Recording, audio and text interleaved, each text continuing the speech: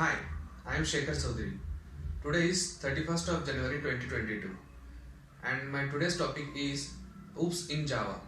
So first of all, this is an original video, and before starting Oops concept in Java, we already know that the programmer needs to develop a program for softwares or applications. So for that purpose, Oops concepts are very much important for developing the projects or softwares. Okay, so let's see one by one.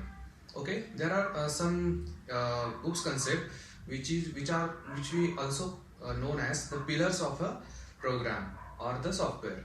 That is the six in Oops concept. The first one is our class, then second one object, then third one is inheritance, then fourth one is polymorphism, then fifth one is encapsulation, and sixth one the abstraction. So let's see it one by one.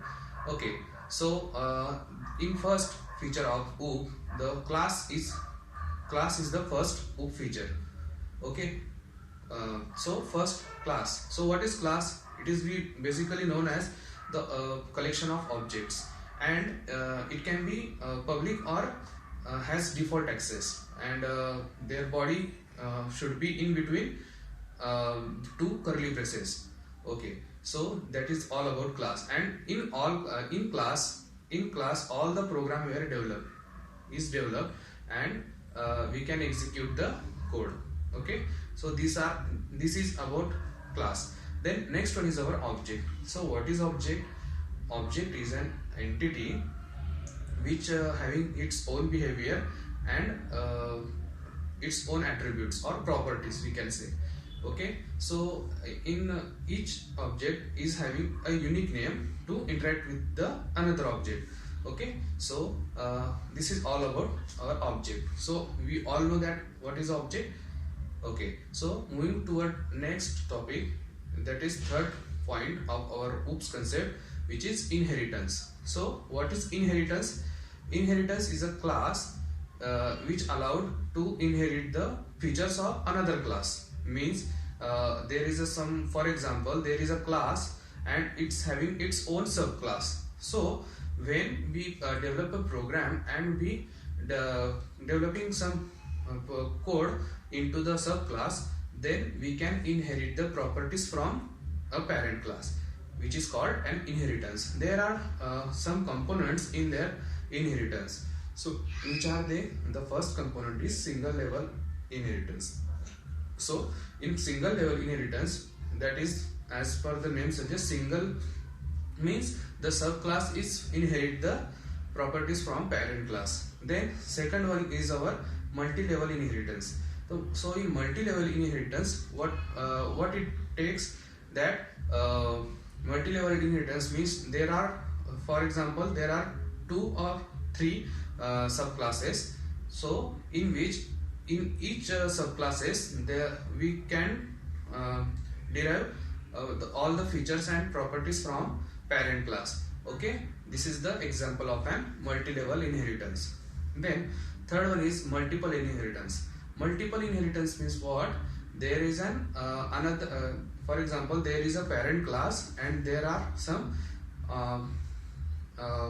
subclasses.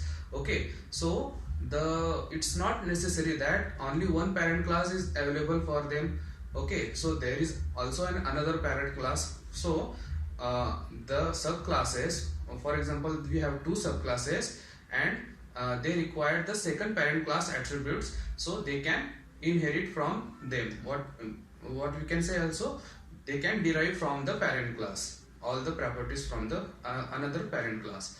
Okay, this is the example of our multiple inheritance. So then next our is in hierarchical inheritance. In hierarchical inheritance means there is one single parent class and many subclasses. So that inheritance is called as hierarchical inheritance. Means what?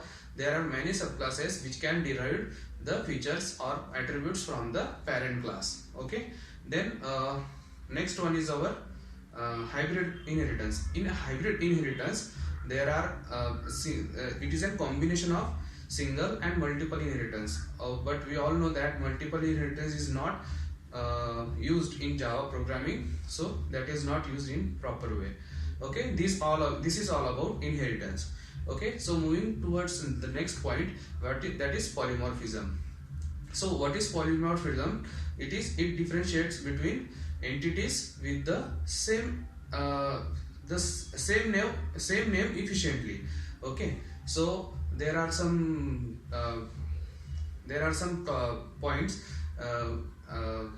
There are two topics which are polymorphism, runtime polymorphism. The two types that are one is runtime polymorphism, and second one is our compile time polymorphism. So in compile time polymorphism means what? As the name suggests, the compile time polymorphism is runs on at the time of compilation. So in this, method overloading process will be occurred. So what is method overloading? We all know that method overloading is the method where method is having its attributes or parameters, arguments, which we are also called, and having the same attribute, same name of that methods, and having different attributes, which we called as method overloading.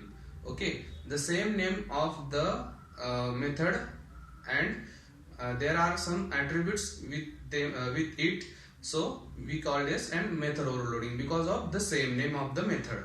Okay, so then next one is runtime polymorphism. Means what? Runtime polymorphism what means? At the time of code execution, the return value will be there. Means there is a function overriding method. It will occur as a function overriding. Okay, so moving to our next topic, that is an abstraction.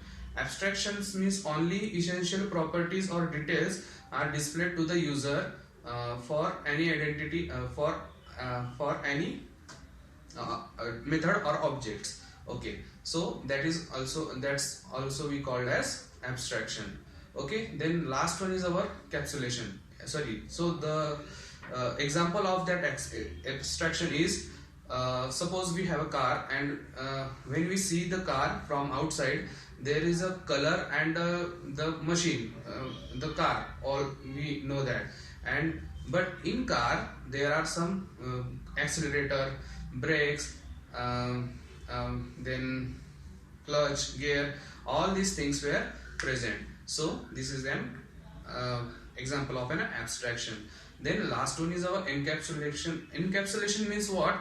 As per the name suggests, that there is an wrapping of data under a single unit. It is called an encapsulation. So that is the which is the best example for encapsulation is the capsule, the drug we consume while we are getting ill. So at that time, the capsule, in capsule there are many of the components which are present in the capsule. So it is not accessed by in technical words, encapsulation means what? It is an data which cannot access from any other object, any other class or method. It is encapsulated. Okay, so these are the OOPS concepts in Java. Thank you so much.